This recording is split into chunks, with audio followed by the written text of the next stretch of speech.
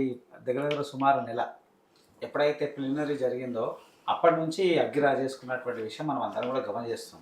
దానికి కూడా కారణం ఏంటంటే కర్మకర్త క్రియ అన్ని కేసీఆర్. ఎట్లా కేసీఆర్ అంటే ప్రిలిమినరీ జరుగుతున్నప్పుడు ఆయన మాట్లాడినటువంటి విషయంలోనే లెటర్లో ప్రస్తావించడం, ఆమె మాట్లాడిన విషయమే లెటర్లో ప్రస్తావించడం. దానికి తోడు ఆ ప్లినరీలో ఆయన క్లియర్గా నా రాజకీయ వారసుడు కేటీఆర్ అనేది క్లియర్గా చేసినప్పుడు హరీష్ రావు కొంత ఇది చేయడము, దాని మీద ఒక 4 రోజులు అన్ని మీడియా ఛానల్ దాంట్లో దీంట్లో చర్చడం, కొంత హరీష్ రావు విషయం ఆడ సద్దు అడిగింది. మళ్ళీ అది ఎట్లా చేసిరో బాబు మాడది ఇద్దరు కూర్చొని నీ వాట నీది నా వాట నీది అని పంచుకున్నారా, మళ్ళా లేదా వాటలు అక్కడ ఇబ్బంది రాకుండా ముందే పంచుకున్నాయి మళ్ళీ ఒకసారి చర్చించుకున్నారు. కానీ మొత్తానికి వాళ్ళిద్దరి మధ్యన సమస్య సద్దుమంది. కానీ అన్నా చెల్లెల మధ్యన మాత్రం ఏమాత్రం అది ఇది చేయలేకపోయింది. వాళ్ళిద్దరు ఒకటైనప్పుడు ఖచ్చితంగా ఈమె భావజాలం మారిపోయింది. ఆమె డిఫెన్స్లో పడిపోయింది. డిఫెన్స్లో పడిపోయిన తర్వాత లేఖ రాసిన తర్వాత అందరూ కాంగ్రెసే కానీ లేదా వేరే వేరే వాళ్ళు కానీ బీఆర్ఎస్ ఉన్నటువంటి అనేక మంది చాలామంది అసలు లేఖ కవిత రాయలేదు, కవిత రైటింగే కాదు, ఆ లేఖ ఆమె ఎందుకు రాస్తుంది, ఆమె రాస్తే ఇవన్నీ రాస్తుందా, ఓ రకరకాల ఊహలు అవన్నీ మాట్లాడారు. అది ఆడికే ఉంటే బాగుంటుండే. మళ్ళీ ఆమెనే వచ్చి నేనే రాసిన అన్నప్పుడు ఆ లేఖని ఆమెనే బహిరంగంగా బయట పెట్టినట్టు అర్థమవుతుంది. ఎవరో లీక్ చేయాల్సిన చెప్పడమే కాదు, గతంలో చాలా సార్లు రాశాను. బట్ గతంలో ఎప్పుడు కూడా బయటకు రాని లెటరు ఇప్పుడే ఎందుకు వచ్చింది అంటే రైట్ టైం ఆమె అనుకుంటున్నాను. ఆమె రైట్ టైం, ఈ టైంలో నేను ప్రజల్లో నానాలి, ప్రజల్లో వినాలి, ప్రజల్లో నా గురించి చర్చ జరగాలి. ఎందుకంటే నాకు అన్యాయం జరుగుతుందని ఆమె ఫీల్ అవుతుందా, లేదా ఆమెకు వచ్చినటువంటి సమస్యని ప్రజల్లోకి తీసుకుపోవాలనేటువంటి ప్రయత్నమా, ఏం చేయాలో అనే ప్రయత్నం చేసింది. ఆ ప్రయత్నంలో ఆమె సక్సెస్ అయింది కాబట్టి అన్ని మీడియా ఛానళ్ళు అవి ఇవి హడావిడి చేసి ఎయిర్పోర్ట్కి ఆమె రాగానే ఆమె దాని తర్వాత పోవడం, ఆమె చెప్పడం అవన్నీ వెంటనే జరిగిపోయినాయి. ఇవన్నీ జరిగిపోవడంలో కేసీఆర్ని ఏదో బ్లాక్మెయిల్ చేద్దామనేటువంటి ప్రయత్నం ఆమె చేసి ఉంటుంది. కేసీఆర్ వినుంటాడు. ఎందుకంటే నెక్స్ట్ డేనే కేటీఆర్ ప్రెస్ మీట్ పెడితే కనీసం ఆ విషయం మీద స్పందించలే.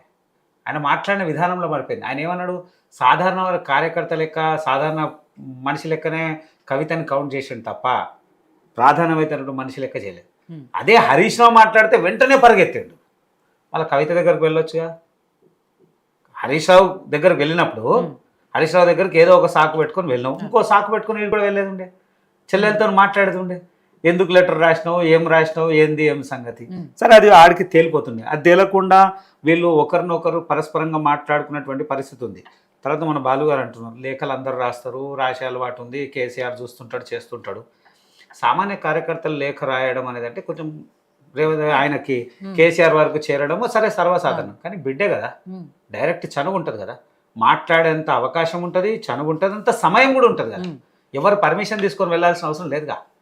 తండ్రి దగ్గరికి బిడ్డే అడిగి తీసుకుపోయేటువంటి పరిస్థితి. ముఖ్యమంత్రి కూడా కాదుగా ఇప్పుడు ఆయన ఇప్పుడు సామాన్యుడినే కలుస్తున్నా, గేట్ ఓపెన్ ఉంది, ఎవరైనా కలవచ్చు అన్నప్పుడు ఈమెకు అంత చనువు లేనటువంటి పరిస్థితులు 6 పేజీల రామాయణం రాయాల్సినటువంటి అవసరం ఏముంది.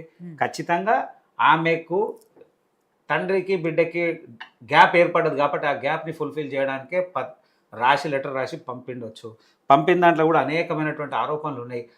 దాంట్లో ఆమె మాట్లాడుతున్నారు. మా సామీల్ గారు ఏమంటారు, పోతే వాషింగ్ పౌడర్ నిర్మా మా దగ్గరికి మేము గడిగేస్తాం, ఆమె రాగానే ఆమె లిక్కర్ కేసు అంతా తీసి కడిగి సాఫ్ చేసేసి అమ్మ నువ్వు క్లీన్ చిట్ అయిపోయినా అమ్మ ఫోన్ పంపుతాం.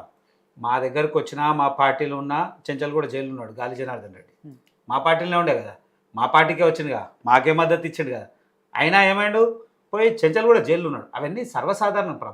ఏదైతే న్యాయ సంస్థలు ఉన్నాయో లేదా ఏవైతే ఉన్నాయో వాళ్ళు నిర్మోహమాటంగా పనిచేస్తున్నారు కాబట్టి ఖచ్చితంగా ఎవరు శిక్షార్హులైనా తప్పకుండా దాంట్లో ఏమాత్రం సందేహం లేదు, దాంట్లో ఏమాత్రం ఇది లేదు. అట్లా కవిత పరిస్థితి ఉన్నా అట్లనే ఎట్టి పరిస్థితుల్లో మా దగ్గరికి రాదు అనడానికి కారణం ఎవరు, ఆమెనే లేఖలు రాసుకుంది. ఏమని రాసింది, నన్ను ఇబ్బంది పెట్టిన బీజేపీని మీరు ఏం అనలేదు అని అంటే ఆమె ఇబ్బంది పెట్టింది ఆమెనే చెప్పి ఆమె మా దాంట్లోకి ఎట్లా వస్తుంది అంటే ఇక్కడ క్లియర్ ఇబ్బంది కాదు, వచ్చేసి ప్రసక్తే లేదని ఆమె క్లియర్ ఇండికేషన్ ఇచ్చింది. దాంట్లో ఏమాత్రం రాదు. దానికి తోడు మళ్ళీ మా దగ్గరికి రాదెంతనో వీళ్ళ దగ్గరికి వస్తాయనడానికి కూడా ఆధారాలు చెప్తాను నేను. కాంగ్రెస్కి రావడానికి కానీ దీని వెనకాల ఉన్నటువంటి వ్యక్తి కానీ 100% ఆధారాలు చెప్తాను. 2011-12 నుంచి 17 వరకు కూడా నేను అవి గూగుల్ మళ్ళీ మీకు ఎవరైనా కావాలంటే చెప్తారు. మా డీకే అన్న గారు కూడా మాట్లాడారు. ఇద్దరు ఒకటే కంపెనీల డైరెక్టర్లు, ఇద్దరు కలిసి వ్యాపారం ఉన్నప్పుడు ఒకరి మీద ఒకరు పరస్పరంగా మాట్లాడుకోవడమే కాదు. ఈ 19 నెలలు ఎక్కడ కూడా కవిత డైరెక్ట్గా రేవంత్ రెడ్డి గారిని టార్గెట్ చేయలేదు. ఎక్కడ డైరెక్ట్ ప్రభుత్వం సంబంధించినటువంటి కొన్ని అంశాలు మాట్లాడిందేమో తప్ప ఎక్కడ కూడా టార్గెట్ చేయలే. అట్లనే రేవంత్ రెడ్డి గారు కూడా టార్గెట్ చేయలే కవితని. ఆమెను కూడా ఎక్కడ ప్రస్తావించినటువంటి వేరే వేరే వాళ్ళు చాలా మంది మాట్లాడి కానీ ఎక్కడ ప్రస్తావించలేదు. అంటే ఇద్దరి మధ్యన సమన్వయం ఉంది. ఒకవేళ జరిగినా కానీ ఎవరు ఉంటారు. మళ్ళీ ఇప్పుడు రఘునందన్ రావు గారు మాట్లాడుతున్న చూడు నిజంగా ఉండుండొచ్చు, దాంట్లో ఏ సందేహం లేదు. ఎందుకంటే వారి కుటుంబంతో అనుబంధం ఉంది, ఎవరో చెప్పుంటారు, తెలిసిన విషయం ఉంటుంది, అన్నిటితో కలిసి ఉంటుంది కాబట్టి అవకాశాలు ఉన్నాయి. అవకాశాలు ఉన్నాయనడానికి కూడా ఈరోజు కవిత తీసుకున్నటువంటి స్టెప్. ఆమె ముందు సింగరేణిలోకి వెళ్ళడం, ఆ సింగరేణిలో కూడా మరొక విషయం ఉంది. బీఆర్ఎస్ పార్టీ అనుబంధ సంస్థకు ఈవిడే ఆ గౌరవ అధ్యక్షురాలు. బీఆర్ఎస్ పార్టీ దానికి ఈవిడే గౌరవ అధ్యక్షురాలు. ఈమె ద్వారానే ఆ సంస్థ నడుస్తుంది.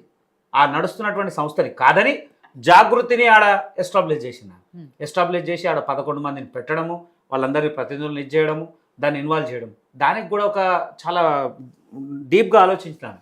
సుమారు సింగరేణికి లింక్ ఉన్నటువంటి, అంటే ఎక్కడ ఖమ్మం కానీ ఆ ప్రాంతం మొత్తం కూడా సింగరేణికి లింక్ ఉన్నటువంటి ప్రాంతం సుమారు 25-26 నియోజకవర్గాలు ఉన్నాయి.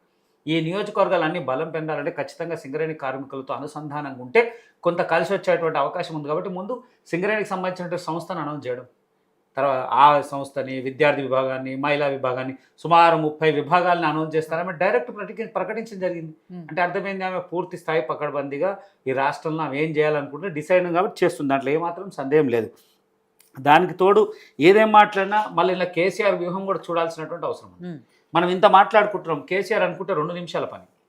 ఆయన బిడ్డను పిలిపించవచ్చు, కొడుకుని పిలిపించవచ్చు, ఈ విషయం ఏం జరుగుతుందని అడగొచ్చు. మళ్ళీ ఆయన మౌనం ఏంది?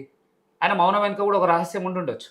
ఆయన ఏమనుకుంటున్నా, నా దగ్గర అలిగిపోతే నా బిడ్డ దగ్గరనే ఉంటారుగా, నా కొడుకు పడనోడు, నా కొడుకు మీద పడనోళ్ళు లేదా బీఆర్ఎస్ పార్టీ మీద పడనోళ్ళు ఎవరు ఉన్నారంటే వాడు ఎక్కడికి పోతారు? ఆల్టర్నేటివ్ బిడ్డ దగ్గరికి పోతారు.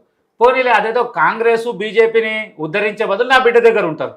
అంటే ఎట్టి పరిస్థితుల్లో అధికారం నా ఫ్యామిలీ దగ్గరనే ఉంటుంది అనేటువంటి భావన ఉండుండొచ్చు. లేకపోతే ఆయన ఖండించాల్సిన అవసరం ఉండే, ఖండించలేదు. దానికి తోడు అన్నిటికన్నా మనం గమనించాల్సినటువంటి విషయం ఏంటంటే, ఈ ఓరల్ సబ్జెక్ట్లా ఎవరిని కాదు, కవితనే కావాలని ఆమె స్పేస్ క్రియేట్ చేసుకుంటుంది. అవకాశం ఇస్తారా, పార్టీలు అవకాశం ఇవ్వండి, ఆమె పాత్ర ఏందో చూపిస్తుంది. లేదంటవా నేను సొంత కుంపటి పెట్టుకొని నేను రెడీగా ఉన్నా మీ మీద యుద్ధం చేయడానికి అంటుంది. ఆమె పార్టీలో అవకాశం ఇవ్వడానికి ఆమెకేం తక్కువ చేయలేదు కదా.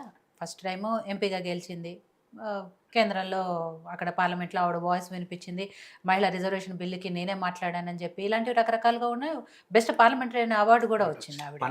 ఆ తర్వాత ఎమ్మెల్సీ అయ్యారు. ఎంపీగా ఓడిపోతే సరే ఎమ్మెల్సీని చేశారు, అట్లా కూడా ఏమి ఇంట్లో కూర్చోబెట్టలేదు.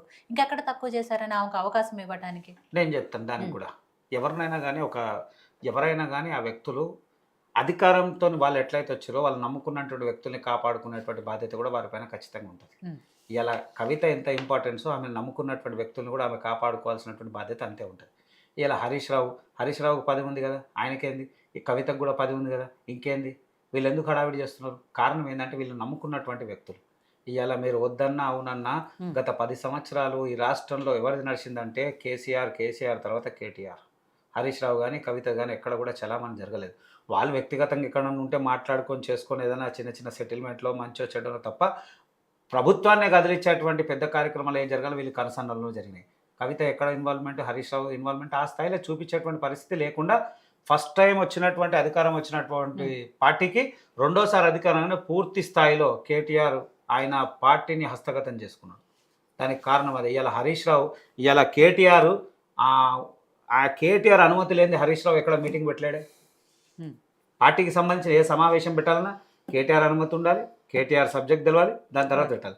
కవిత కూడా చేయాలంటే వాళ్ళే పెట్టాలి. అంటే ఇప్పుడు ఇలా హరీష్ రావుని నమ్ముకొని ఎవరో కొంతమంది నాయకులు కావాలనుకునేటువంటి వ్యక్తులు వాళ్ళ పరిస్థితి ఏంది? హరీష్ రావు ఆడ వరకు ఓకే, మన ఆయన పరిస్థితి ఏంది? కవితను నమ్ముకొని కూడా ఆయన క్యాడర్ ఉంటుందా, వాళ్ళ పరిస్థితి ఏంది? అంటే వాళ్ళకి ఒక్కరు పదవి ఇవ్వడం కాదు కదా, వారికి అవకాశాలు ఏందో చూసేటువంటి పరిస్థితి ఉండాలి కదా.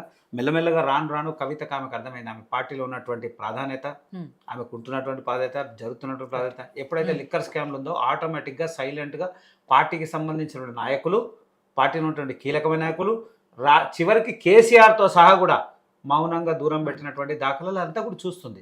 జరిగిందా జరగలేదా తప్పు పక్కన పెడితే ఆ రోజు నిలబడాల్సినటువంటి అవసరం ఉండే, కానీ నిలబడినప్పుడు ఎవరైనా అనుకుంటారు కదా. అనుకున్నప్పుడు కేసీఆర్ గారు ఒక్కరు వెళ్ళలేదేమో కానీ కేటీఆర్ గారు వెళ్ళారు, హరీష్ రావు గారు వెళ్ళారు, చాలా సార్లు వెళ్ళారు కదా ఆమె జైల్లో ఉన్నప్పుడు అక్కడ కలవడానికి, మాట్లాడడానికి. ఇక్కడ వెళ్ళడము మాట్లాడడము ఒక విషయం అయితే దాని తర్వాత వచ్చినటువంటి పరిణామం ఈవెన్ ఇంకా ఒక రకంగా చెప్పాలి అంటే మీడియాలో వచ్చిన వార్తలు కేటీఆర్ గారే ఆవిడని బయటకు తీసుకొచ్చి రావడానికి చాలా కీలక పాత్ర అయితే పోషించారని కూడా నడుస్తుంది. నేను ఏది సరే ఎవరైనా కానీ కుటుంబము లేదా పార్టీ ప్రతిష్టన లేదా పార్టీకి సంబంధించినటువంటి వ్యక్తి ఉన్నప్పుడు ఖచ్చితంగా చేయాల్సినటువంటి అవసరం ఉంది. ఇలా బీఆర్ఎస్ పార్టీ నాయకుడు ఎవరైనా ఒక సాధారణమైనటువంటి కార్యకర్త అయినా ఏదైనా ఇబ్బందులు ఉన్నప్పుడు కేటీఆర్ స్వయం పోవాల్సిన అవసరం ఉంటుందిగా. పోకుండూకుంటే పార్టీ ప్రతిష్ట పరువు ఏమవుతుంది పార్టీ.